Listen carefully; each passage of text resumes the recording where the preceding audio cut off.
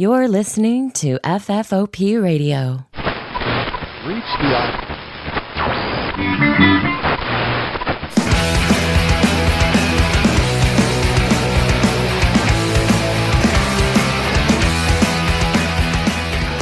Hey everybody, and welcome to the show. My name is Dave, and this is Everything Everywhere. And I bet you're probably checking out, but stay with me, because I've got something interesting to talk about, and someone interesting to talk about it with. You've met him several times. He's quickly becoming my co-host. PJ's back on the show. PJ, what is up? I am the ever-forgiving Poop J. Ever forgiving? Yes. Okay. I mean, if you got to have a battle cry, that's not a terrible one. No. What happened to man mode? I always live my man mode, but Always. I can't. I don't know how well that translates into the daily life. I always live by man mode. Of course, in studio next to me, there's Krista. I'm here. I don't have a battle cry. Not everybody needs one. PJ lives that sort of lifestyle, though. Sometimes I just cry. Sometimes there's battle involved. That's one of the two. That's everything and everybody. So I guess what brings us here together today? Marriage. No. So I wanted I wanted to talk to you about a concept that I've recently been thinking about, and you seemed interested, so here we are. Essentially, the base of where we're jumping off here is the metaphor is exchanging chains of iron for chains of gold. And Yes. by that, what I mean is, think about it this way.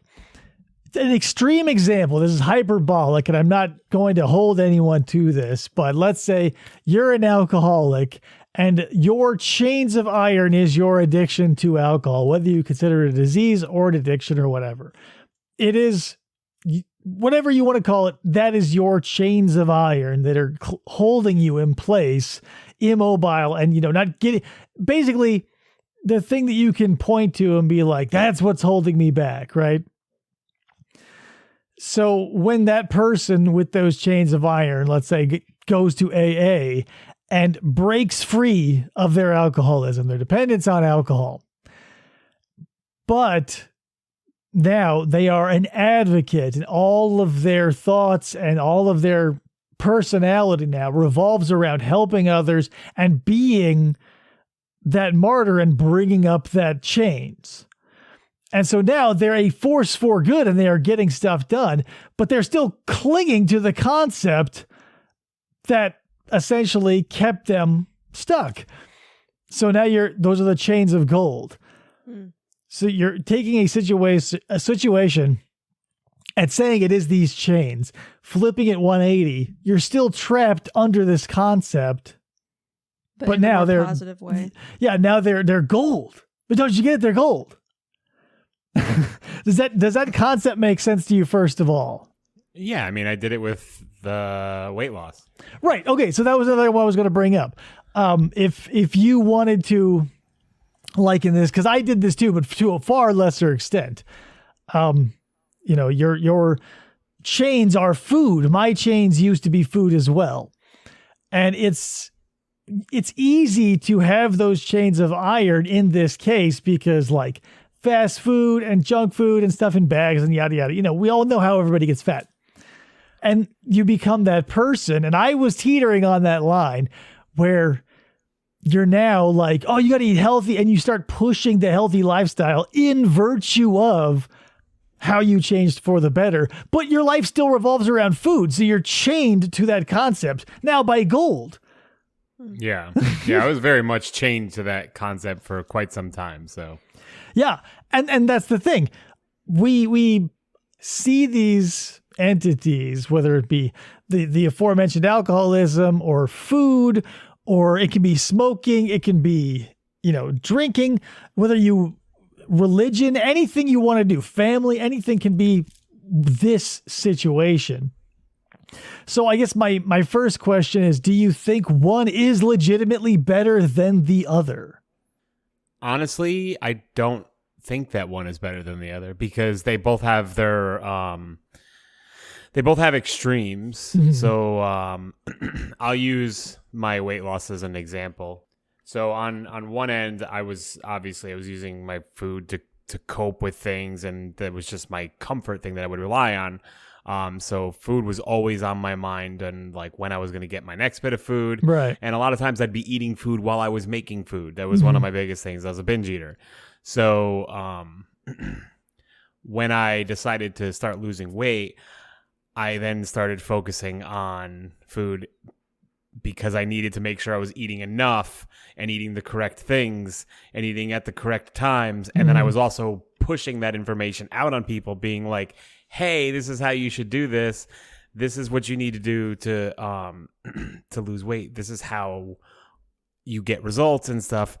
When in actuality, that really is different for everybody. It's not always going to be the same. Like what I did was an extreme version of it. Well, yeah, that's the point. Is you went, I don't use this metaphor lightly. Like you wouldn't use this for any passing fancy. Like this is something that would be a major portion of what you would call you. Yeah, I mean, for a good solid like 3 or 4 years, that literally became my like life almost, to a point where like it could have been considered a personality trait of mine, which wouldn't exactly have been a good thing, but it pretty much was. Yeah, so, yeah, I guess, yeah. So, which is why like nowadays I don't really ever talk about it much anymore because like it's just part of life now. Like it's just something that you do, right? And how you live. Like I don't need to like push that out on people anymore. Like if people want information, I'll be glad to give it to them, but I don't want to make it like this massive part of my life because it's just something that I do daily that I'm going to have to do for the rest of my life. And I'd make myself miserable if I did that for the rest of my life. Right. So here's now my next question. So there are several, I obviously have touched upon several degrees worth of amplitude here. So my next question would be, so now you've taken some of the sheen off of those gold chains. Do you feel any more or less good about the fact that it's still in control? For me, I don't think it will ever not be fully out of control. Well, like I think to some extent, like it's always going to be there for me. Like it can't be gone. When you say it, let's identify that first. When you say it is always going to be there, what is that? Food. Well, yeah, obviously. Like I'm not asking anybody to go off of food or off of like anything. Me thinking about food, like right.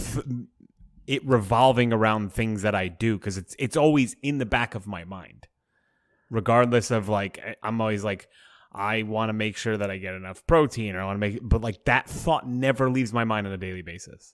It's always there. Here's my thing. My question is then, what is a worse suffering? The physical suffering by indulging, or the psychological suffering by constantly having a chokehold over it? The physical suffering was worse. Well, I mean, obviously the question answers itself because you chose one over the other. But some people stick with the physical side. I guess my point is the physical side is easier. Yeah. That's the thing. It's down to the person you are, whether you're going to flip that coin. I guess what I'm sort of now driving at is, why does either have to exist? Why can't, instead of having chains of iron or chains of gold, setting the goal of just getting out of the chains? Like instead of saying, resolutely, this is my problem, I'm going to nail it into my coffin, it's going to be there till I die. What makes us, or you in particular, if you want to answer specifically, say specific things will never change? I don't know, because I think with the to me with the example of food, I just think that like it would be really hard for me to break that out of my mind. I don't want to imply, because a lot of this stuff comes off as like, oh, we'll just do it because we're just having a conversation about it. But yeah. if the monumental effort and therefore skill as you gradually get better at the thing you're trying to improve Wouldn't the next logical step be to identify the root to drop the chains altogether? Like not totally disregard them, obviously, because we're always going to have part of our past and it's going to be impossible to just forget about things. So I'm not saying anything like that. But more or less comes down to cutting yourself some slack, sometimes slipping out of those chains. And I want to kind of, well, here's the thing with food, everybody is, I want to try and find something that isn't like food because I feel like it muddies the waters here a little bit. Yeah, because food is a hard one because like it's gonna be on people. It's hard to keep it out of your mind because it's something that you need on a daily basis just to survive. Literally. Right, but that's the thing. Like I'm just saying, like there's an unhealthy attachment to something that is a daily necessity, and that is, I feel like, a little muddy. I feel like drinking is probably a more apt analogy because not everybody drinks, and so because everybody overindulges in food, but not everybody overindulges in alcohol. So it's something that's less like, well, I don't do that. How dare you?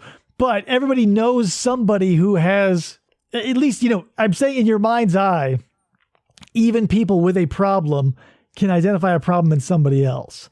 And with food, we cut each other a lot of slack. Yeah. You know what I mean? So I guess what I'm getting at overall is, shouldn't the next step critically be to work at the root of the problem instead of just accept the chains? Of course. I mean, figure out what caused the problem in the first place and fix that.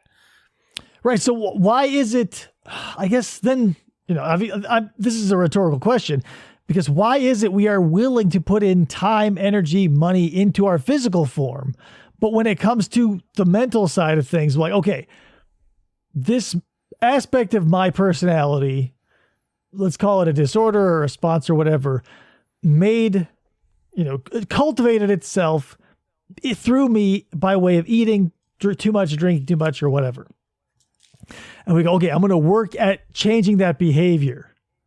But the behavior is a branch from the root. So, but that's the thing. What we'll do is we'll look at that and we'll say, okay, I drink too much to cope with blank. I'm going to stop drinking. Not instead coping with blank, right? Yeah. Because blank is the issue. But we say, I'm going to stop drinking. I'm going to stop smoking because I deal with blah, blah, blah, blah. So we start pruning from the leaves down.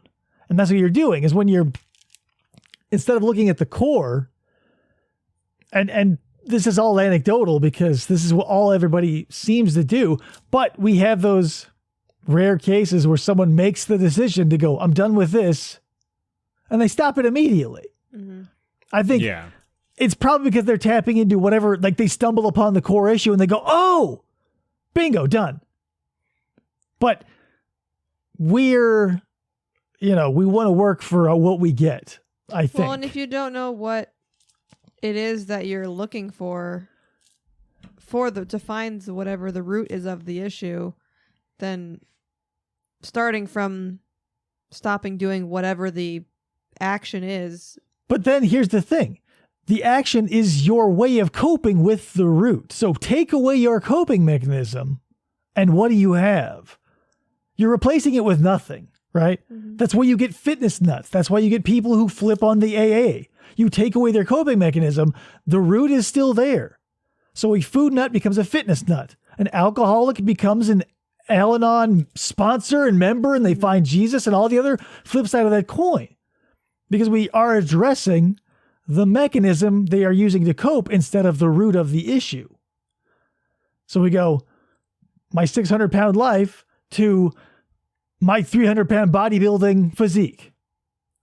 The fire that drove the same thing still burns. It hasn't changed. Your chains of iron were forged in the same oven as the chains of gold. But the root of the problem is the fire no one's looking at. Yeah, I think it's a lot of times people just find it easier to look at what they see face value of, and they don't even sometimes realize that they're actually just building a new coping mechanism. Yeah, because like even in my end, I didn't realize it until people would be like, people would say things to me and how like, wow, like everything you talk about now is related to like fitness and whatnot. And I was just like, yeah.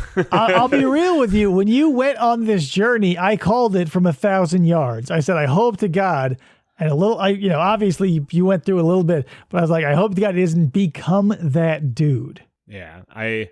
I've walked away from being that dude. So Right. But you're still that dude up here mentally. You're still putting yourself through grinding the gears of you to make sure that you've got a very regimented way of living. yeah. It's almost on like autopilot now, though. I try not to think about it as much. Right. But that's the 80% that we all referenced from a previous show. Yeah, right? yeah. Because we're spending time doing things that save us time. Yeah. You're never doing the thing you are doing because you're too busy doing the thing that you're trying to stop doing. Yeah, pretty much. So that's all I want to do. Like the core of this show maybe even is that, because no matter what your chains are, and people will really marvel at your gold chains. They'll come and they'll look and they'll say, oh my God, the work you've done for charity, the way you've turned your life around, the way you stopped smoking, the way you found God, the way you knit your family back together, whatever it is. They'll say, oh my God, what great chains you have, until it becomes a nuisance or it's low hum enough that everybody just sees it as a positive and everybody moves on. But there you are. I'm not worried about everybody else. Is when you make that flip, hooray. I'm glad that you were able to switch the polarity of which way that fire burns or which way the electricity flows or however way you want to think about it. But the root's still there. And you say, well, I don't know how to deal with that. Well, you didn't know how to deal with not eating until you stopped eating. You're not going to find something until you start looking, right? Yeah, I think it's hard for people to look though and like really find that, because like how do you? Most people aren't gonna sit there and really like delve into that. They're just gonna kind of because how do you? Yeah, and I think a lot of times like in some people's cases they may need to go to see therapists or stuff to kind of pull some of that information out of them.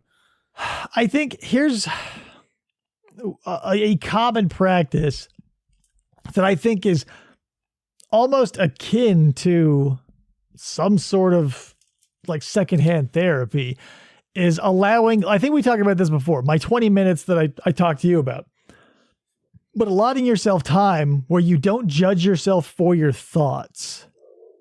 Like that's probably the most important aspect of it all, because if you start delving into these sticky issues that are causing these unwanted manifestations in behavior or whatever, you're going to want to start judging it and looking for reasons not to do it. So that's the thing.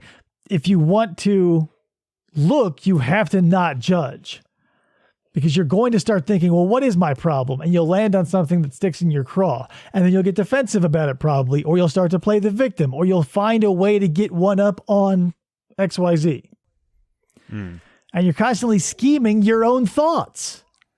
But given time, like 60 minutes, however much you want to give it, just to witness them and not judge them and see where they go. That's usually when you stumble upon something.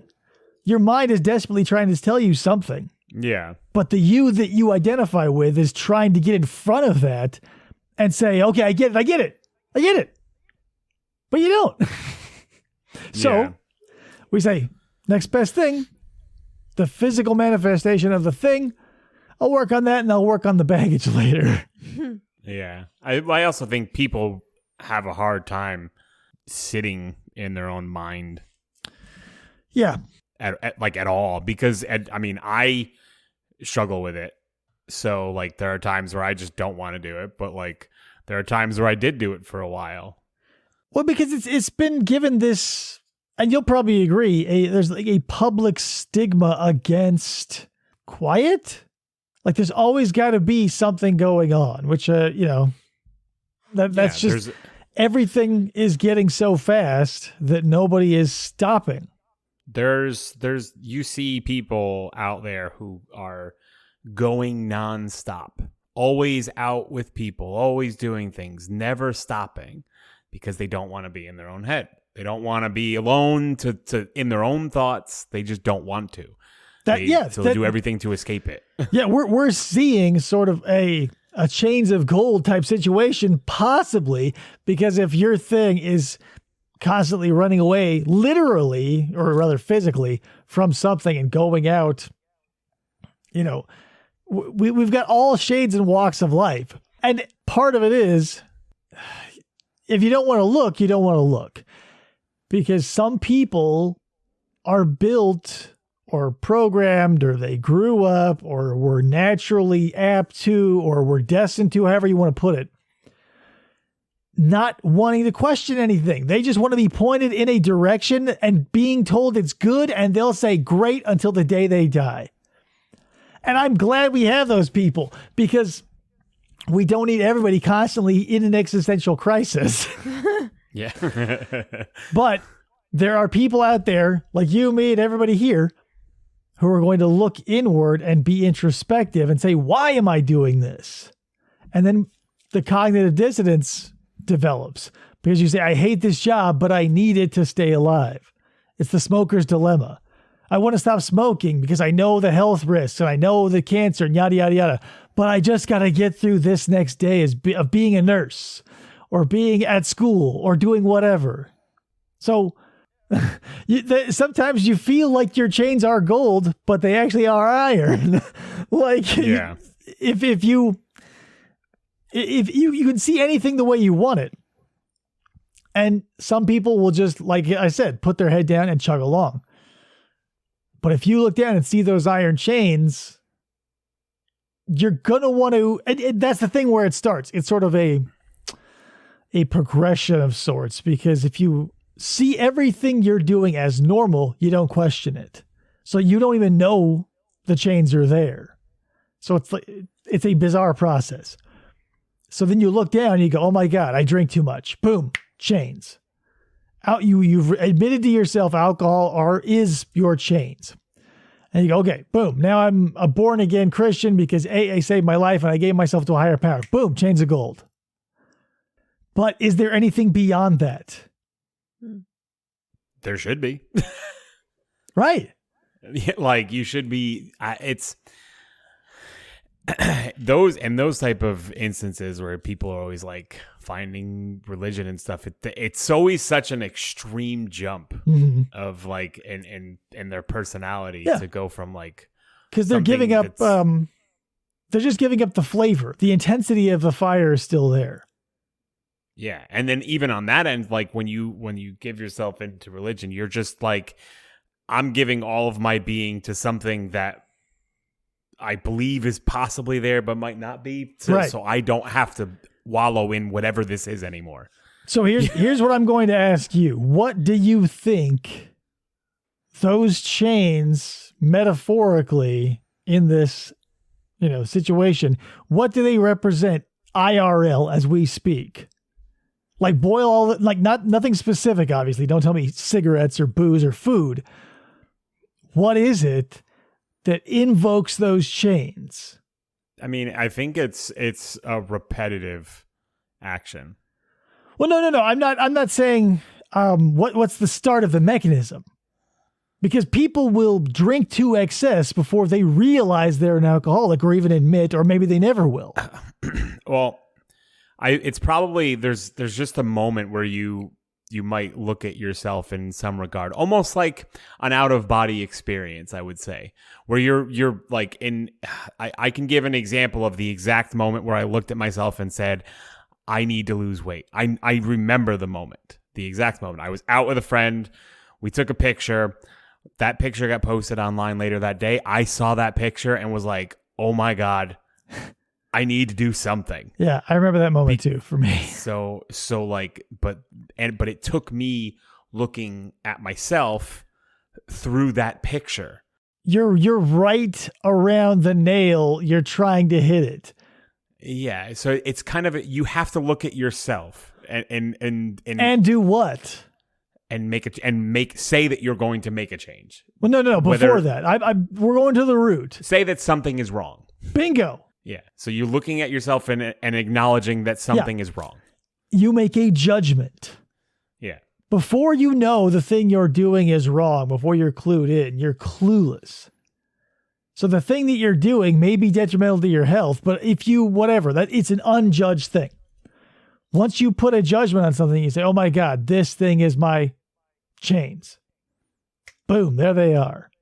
And then you can say, well, now these are things that were terrible, are good. But here's the thing. They did not exist to you before you judged them. So why is it now they are literally ironclad, even though they are just concepts? They're just thoughts. Why isn't it we can't go from, well, obviously I know why, but I'm asking you, why is it that we can't go from one end of the spectrum where it's all negative and we're eating ourselves or drinking ourselves into an early grave? Why is it hard for us to stop at the middle? Because I think acknowledging that there's a deeper problem is even harder to do. I think the extreme of going from one end to the other is easier than acknowledging the actual problem. And I think I know why. Or even determining what it is, to be honest. And yeah, exactly. You're nailing it again. Because without self-reflection, number one, you're not going to examine what's going on inside to find out if there is something detrimental to you. But number two, unless you're getting outside sources and outside opinions, reality can be built in a way that includes other people. So the fact that because here's the thing, we had talked about this on the Discord, but we went back and forth about what normal is. What is normal to you is not something to be addressed. If you grew up in a family where abuse was normal, you didn't address it. You accepted it. Mm-hmm. So you did not know there was a problem. And so you got a couple of different options. Let's say you grew up in a family of physical abuse on the regs. If your mechanism is needing that control, but in a different way, the next generation becomes a sufferer of mental abuse because control without physical abuse is the new goal. Because it's a personality disorder or malfunction or whatever. That's a learned behavior. Yeah. So we get to stand on our forefathers and go, well, at least we didn't hit our kids. We just mentally abused them. We use psychological means to control them. But there's somewhere in the middle that we're all skipping past because we hate the thing that we hate so bad.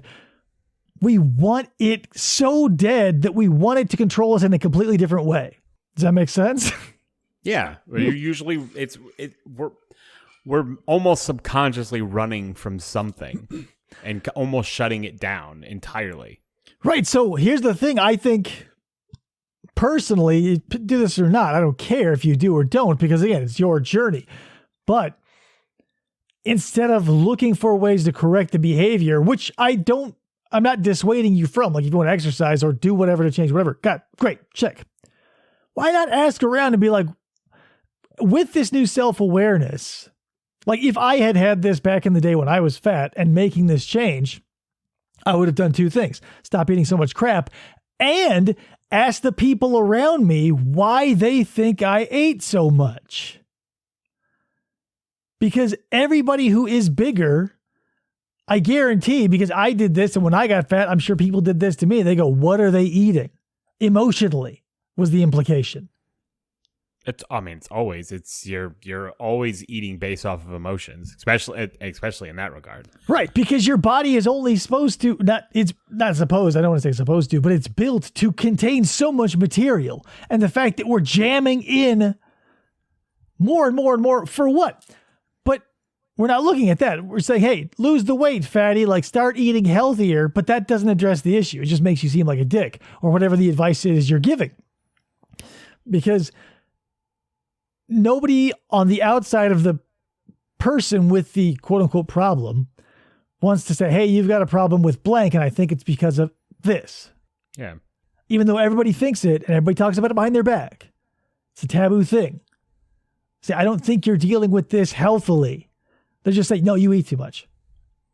And that's the thing. In all of those weight loss shows, if we're going to use this as the metaphor now, in all of those weight loss shows, it's like they're always sob stories and crying and abuse victims and yada, yada, yada. But then it's like, okay, yeah, now that the talking head segment is over and the tears are all mopped up, get in your jumpsuit and we're going to run a slopsicle course, fatty. Like, there's such a fucking disconnect between our mental well-being and our physical well-being. It might as well be on two different planes of existence. Yeah. I mean, everything. If you have a lot of problems mentally, then you're going to cope in a multitude of different ways. And that could look in all sorts of different types of addiction. It's so crazy. I don't know why this is such a foreign concept, even to me at points to this day. But the fact that we think that our mind and our body and the physical world are two separate things that are completely disconnected. It's crazy to me. The fact that we are a walking chemistry set that inputs chemicals via food, drink, and etc., and that we're made of that shit, and we go, whatever. Our thoughts are just these things. They're completely disconnected from the body. But what is a thought without someone to think it? And what is that person if not a conglomeration of the things they've been ingesting? Yeah. I mean, it's, you think about it this, if you ever like wake up one day and you're not feeling, and you're in a great headspace and whatnot, physically, you're also going to feel terrible. Yeah, exactly. Your body's going to react to it. So yeah. And it's a chain reaction, because if you're the type of person to look for those physical or mental cues that indicate a decline, however brief, you'll latch onto them. Like when I was a construction worker, I would look for literally any reason to call off. If my throat was scratchy, yada yada, anything that wouldn't even register as like a 5-alarm bell today to me. And but that's just the way it is. You get to choose where you go. And that's the point of all this, is no matter what, it's up to you. You can keep your chains, or you can break out and find out. And I don't want to get too muddied, because it will be difficult, because at the core of every behavior is going to be a complex web of issues. Like, I don't ever want to imply that you can say, oh, well, it's this one thing. It's not. There's a bunch of different stuff, I guarantee. So you have to unpack that on your own. But the moral of the story is, as you untangle that ball of Christmas lights, the behaviors that those tangles instill in you fall away. So you'll be doing it on two fronts. Like, you wouldn't expect to run into the gym one day and be buff the next. Same thing with your mental health. Like, if all your tires are flat and you fix only the right side, like, it's still a really shitty circle-y journey. yeah. Like, you've addressed half the problem, and you've still got your chains, which are the two blown tires, and you go, well, these two though, nice. So that's my point. Is like, we all see so many people in our lives exchanging chains, and then they'll fall off the wagon and they'll go back to the steel or the iron ones and jump back and forth. Some go really hard into it and some don't. But I wanted to address it for people like you who don't necessarily now wear it on their sleeve. Because like you and I'm sure there's a bunch of stuff running under the surface, that you don't necessarily vocalize anymore. I mean, with me, I've still got a few issues. Obviously, we all have issues, but as I work through them, it is slowly feeling, if I'll put it like this. Driving home from work for me used to be like wading down a lazy river that was like cartoonishly polluted. Like, the water was green and sludgy and thick, and there was like oil barrels and dead fish and shit in it. And that was my thought process. It felt like wading through garbage all the way home.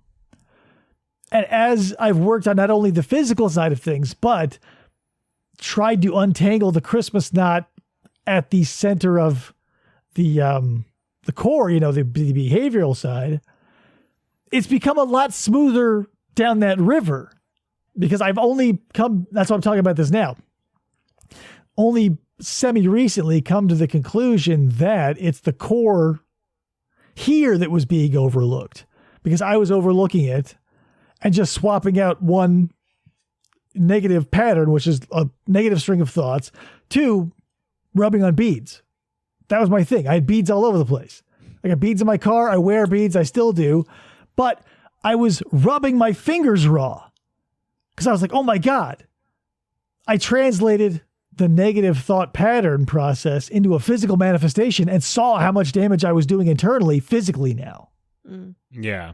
And so I guess that was a semi-unique perspective because sometimes we just change emotional behavior for emotional behavior or physical declination for this, and we only see the positive.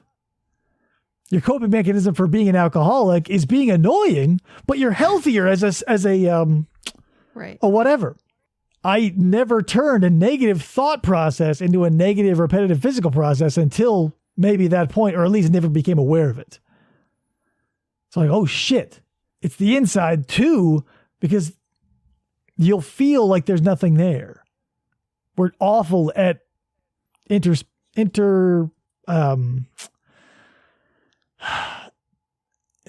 exploration. Internal exploration. Yeah, like we don't see within ourselves because we're seeing outside ourselves to the world. Mm-hmm. Some people can't like, or they just really struggle with that. Oh yeah. Like really, really just looking at themselves in any way, shape, or form. Right. And that's the thing. There's a spectrum of literally everything. There is a sphere of existence out there because you can be anywhere on any number of scales. So yeah, there will always be polar opposites of each other. Mm-hmm.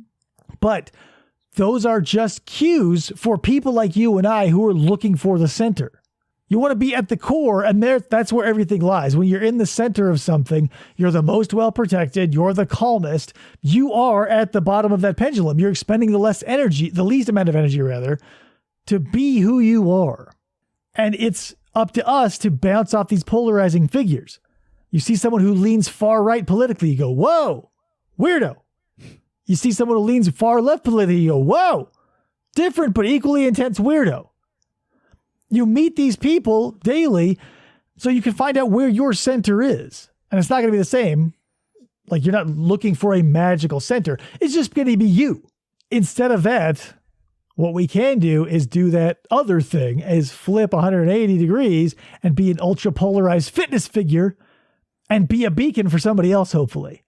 That's why those people exist. Like, what PJ, when you're talking about the people who can't ever get over or whatever, they're a one subject person. They exist for a reason. They'll never break out of that. Possibly. But they're not doing that job for no reason. They're for you.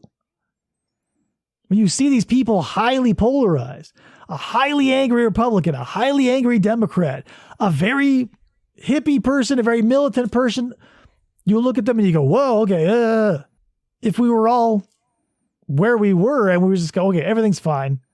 You would never know who you are. So don't worry about them as anything other than just barometers in this metaphor only. They're obviously thinking, breathing people. They're real people. But as far as your personal journey. Are they? I mean, if you want to get, like, there's so many You said they're thinking theories. and breathing. They might be breathing. I don't know about the thinking. I mean, there's definitely some brain activity going on. But that's the thing. They're there for you.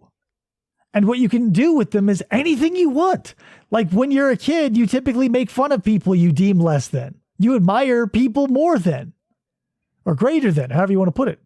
Hopefully, as you get older and you realize the polarity shifts as your position in it does too, you realize we're all just humans on the same level.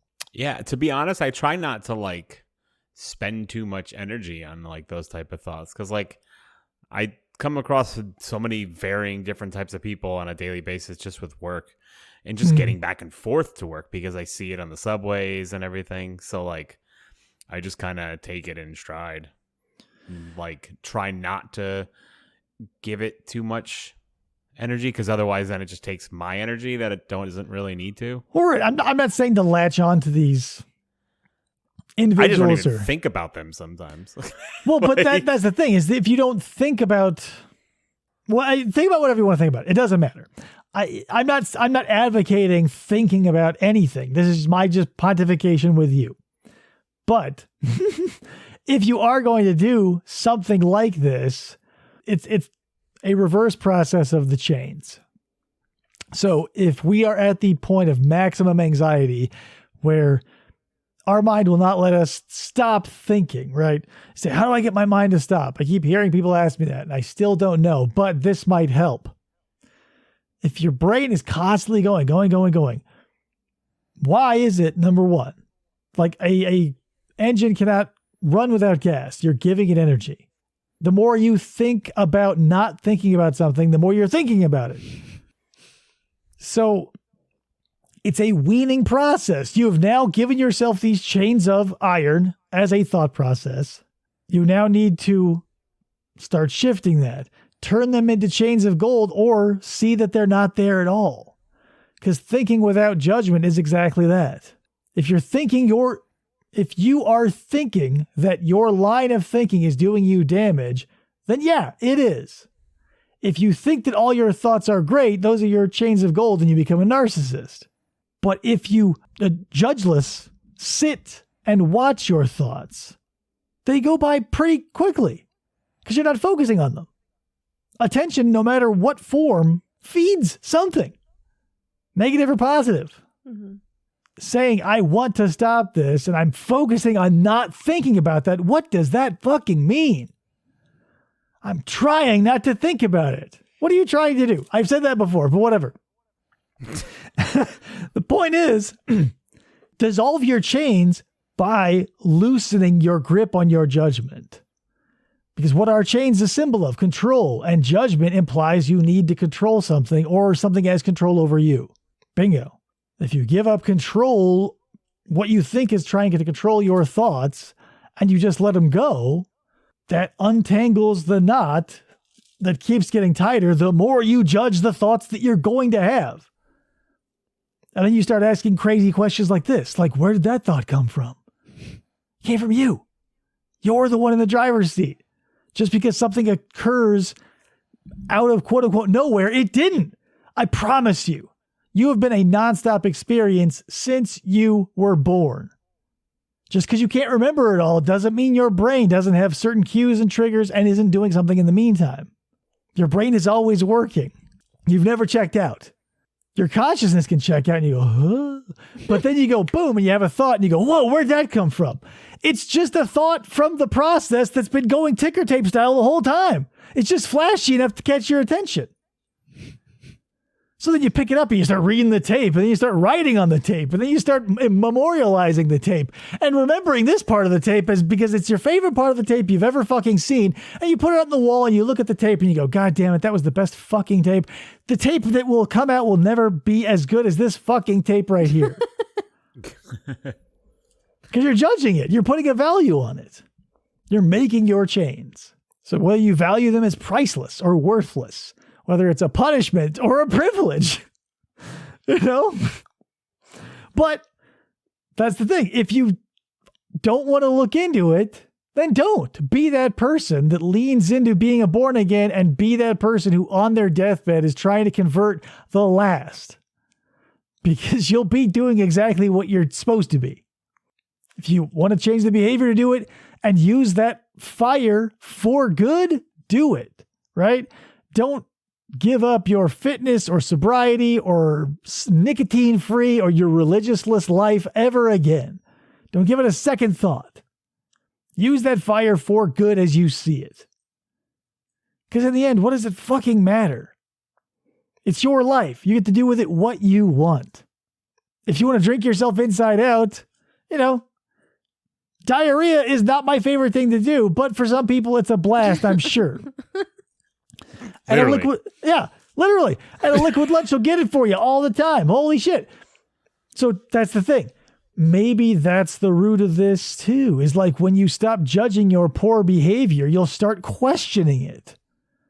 You say, well, I need this to get away from XYZ.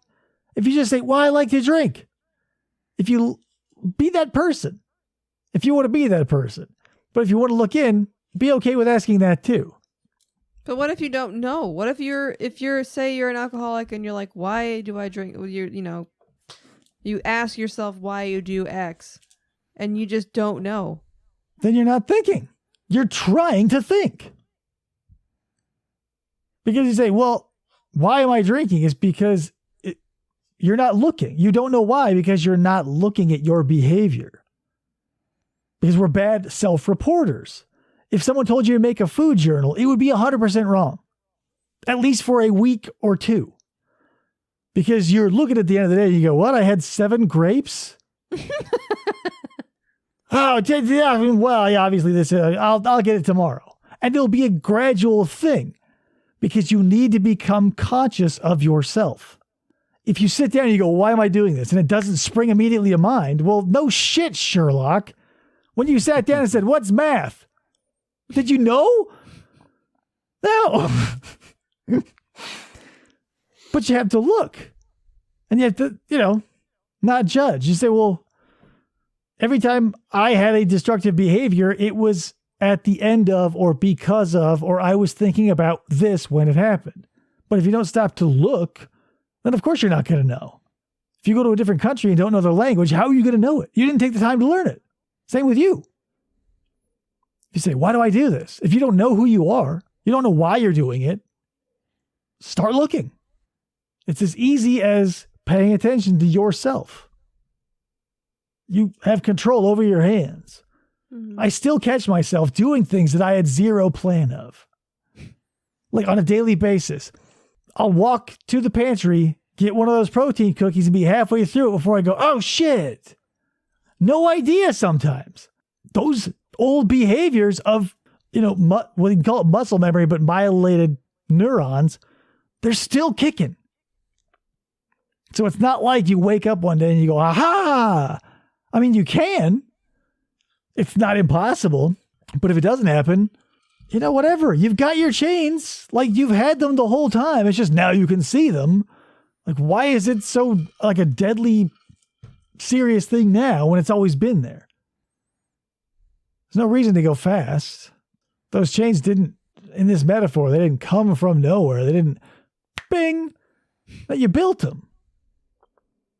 You either learned how to cope with things or found ways to cope with things that you didn't like.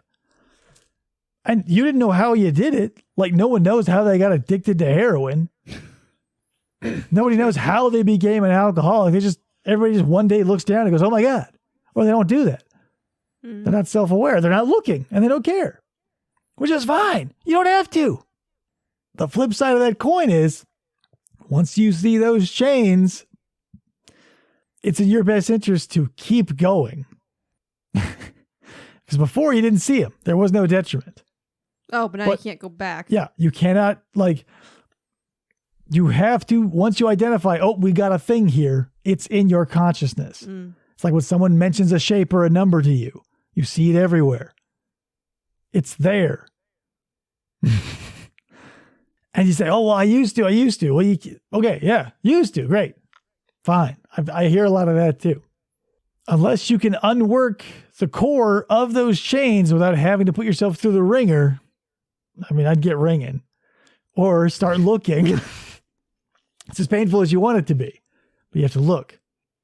So do you think, and I want to touch base with you a little bit about this too, PJ. So since our last talk, and basically this is the same theme, has anything shifted or changed for you, or are you just still in the zone that you were before? I'm trying to kind of take the days in stride rather than try to control the days, essentially. Okay.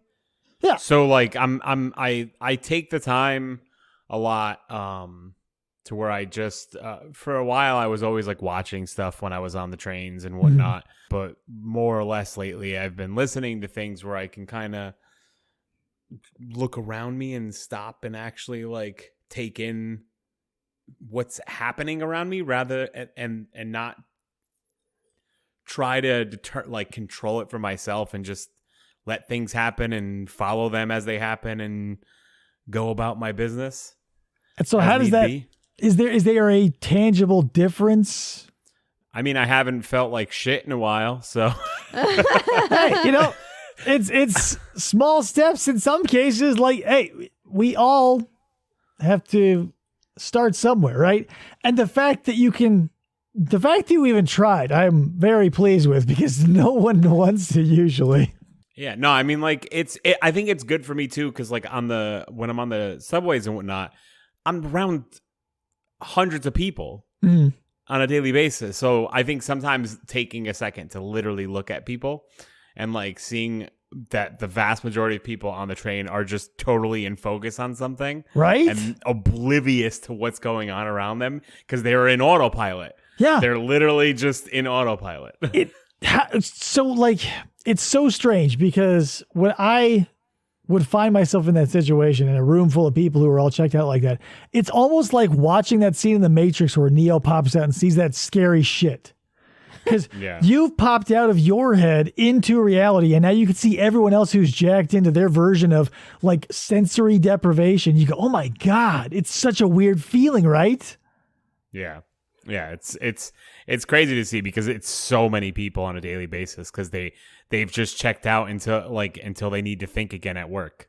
Yeah, like they're just you're missing. So yeah, you know whatever. Let's say the train saves a lot of people time because they don't have to walk, but they're using that time to do what? Like all of our time saving things. They're either using that time to check out or using for some form of escapism. Right. All of this time saving, like, oh, this will save you so much time. If you learn French this way, it'll save you 36 hours. When will I see those hours? That's what I'm getting at. It's like we commoditize ourselves when you've got all of right now all to yourself. Like you could be on the train or whatever. You're engaged in business. It's all you all the time. Just be checked in. And that's where it starts, basically. When you start checking in with your body, then you can start more fully integrating, and then you start checking in with your thoughts. But it's got to start somewhere, you know? Yeah. Where? How? How do I stop? How do I start? I don't know. It's up to you. I mean, you can obviously see that there is once you can check out of the anxiety that you're building for yourself at the end of that train, you're actually on the train. It's a weird place, right? Yeah. Yeah, I mean, I've definitely felt a lot less anxious lately because there are days where I'm just like completely anxiety ridden. Mm-hmm. So, yeah, I totally can identify because I'll still get pangs like that for, whatever reason. It typically happens for me when I'm going from one place to another because that's just the way it is. Your mind automatically wants to cast forward and start predicting that future. But it sucks whenever you try and go like, okay, I need to get this, do this, or go to the store. I'm going to this place. I need a parking spot here. You're already building something that doesn't exist. Like the parking spot in your head doesn't exist. The shelf in your mind with the Clorox on it doesn't exist. Like you're somewhere else that isn't here. And yeah, you can really lather in that because no matter where you put that goalpost, it's either at the end of this hour or at the end of the day when I check out and go to sleep. And if it's a shifting goalpost, it's a bunch of little snack size stresses. If it's at the end of the day, it's one big, long, 6-foot stress hoagie.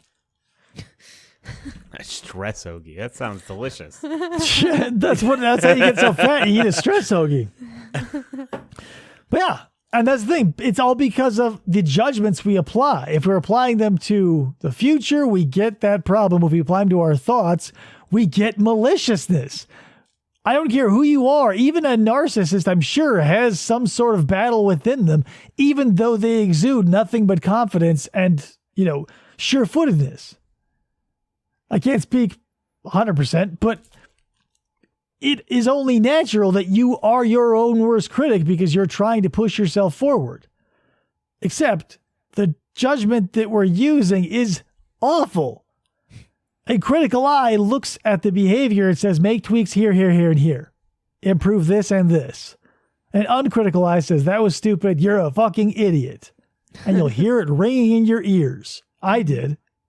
Because that's the way it's done. When you fuck up, no one says, oh, do this instead and move this here, blah, blah, blah. They go, what a fucking moron this guy is. What an idiot. He's just a little slow. We've all done that to each other.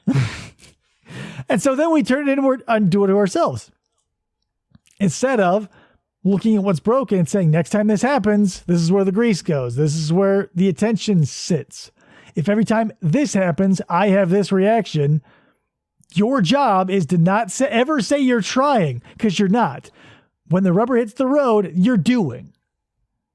You're not trying anything right now. When it starts happening and you've set your mental reminder for this inciting event, and you go, I remember, and you stop the negative behavior because it's tied to blank, you've won. But you start by being aware of who you are and what you're doing. And if you look down at your body and you go, whoo, light as air, boom, awesome. But if you're looking down and you see chains of gold or iron or any other in between, it's up to you now. And that I always railed about these people too, because this phenomenon always has been something that is stuck in my craw, because family members, friends have always done this, done that 180 and became insufferable in a different way. Like, you got a drug addict in your family, they become a Jesus freak, and now you don't want to spend any time with them, but for a completely different reason. That always was wild to me. I always thought as a kid, and even into early adulthood, until I was like, just forget about it, I would think, why not just stop the thing that you're doing and not really crank it the other way? Yeah. I had friends who battle with this or that addiction, and that's who they were for the rest of their lives. To this day, like, I ignore people on Facebook. We're friends, but I ignore the hell out of them because their entire life story now is the polar opposite of the thing that used to define them. And I always go, why? Why does that happen? Because I wasn't looking at me. I was looking at them and seeing just the outward behavior, which is why we all focus on that. Yeah. When you see someone go from an alcoholic, you see them next year and they're like, fucking Jack LaLanne, Brill cream hair, all buff and shit. You go, whoa, what spurred both events? No one thinks about that. Yeah. Because you don't see it. No, it's just the result that you see. Yeah, you say, but that's the thing too. You get doubled down on, because then you get pats on the back.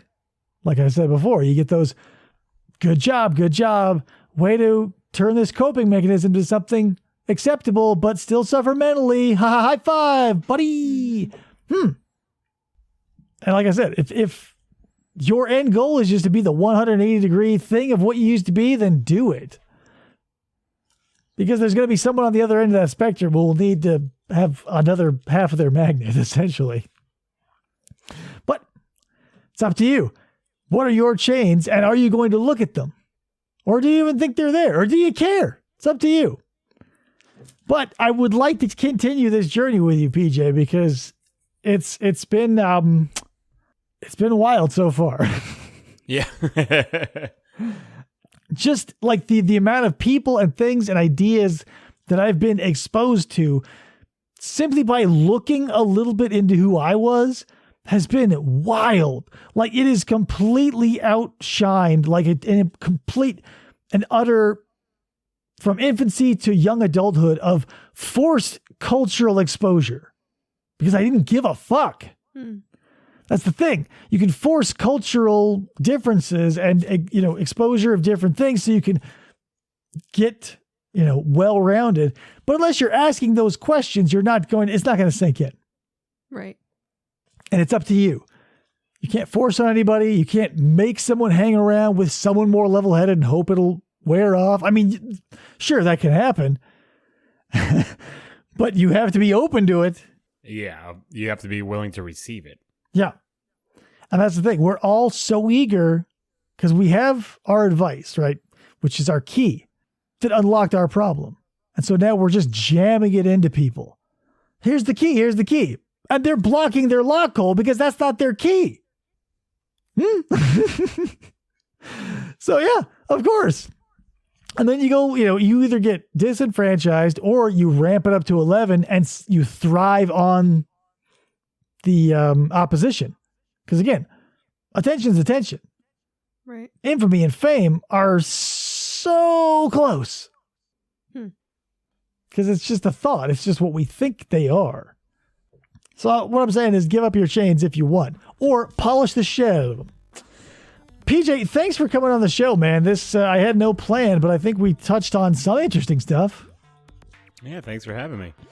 And as always, I appreciate your point of view because you're someone unique in my life where, maybe not unique, but very special in that I feel like there is actually receptiveness to recommendations, whether that be music, movies, etc., games, and on levels such as this, which I don't think happens a lot. Yeah, I'm always like, as I've gotten older, I've been more willing to look at things differently and try different things and live life differently. I don't know. I try to look for like different ways to do things as I've gotten older because the ways that I used to do things weren't always the best. And as I learn things and ingest different things, I hope that things get better and more open. Yeah, I think quickly an element that we are grappling with too is the issue of speed, because especially now as a parent of a small child, the idea of achievements and milestones and how early they can happen and how early they should happen and how late they might be happening, that is a source of stress for so many people. And what are we rushing toward, right? All of these things that were the next goal, the next achievement. When will they say their first word? When will they say take their first step? When will their first day of school be? When will their graduation be? When will this? When? So you're never stopping and seeing who you are. And so oftentimes you've been shot out of a cannon and through a blacksmith and into some chains. A positive example, another one that's not as self-destructive, is like someone who gets railroaded, quote unquote, into education. And they have, a family legacy of education. And so you can be a doctorate at the end of this long rail in chains of iron. You're the smartest, most burdened person at the end of that. Or you can flip that into being like, hey, I love these chains. They make me a lot of money. I'm a doctor. But whose idea was it to ride that rail? And when can you jump off? And can you? I don't know. Talk about that later. Guys, we don't do staff recommendations anymore, so don't worry about that, PJ. So we'll talk to you again, maybe soon, maybe not. These are somewhat infrequent episodes of whatever this is. So we'll touch it again next time and see where we're at on another episode of Everything Everywhere. Bye-bye.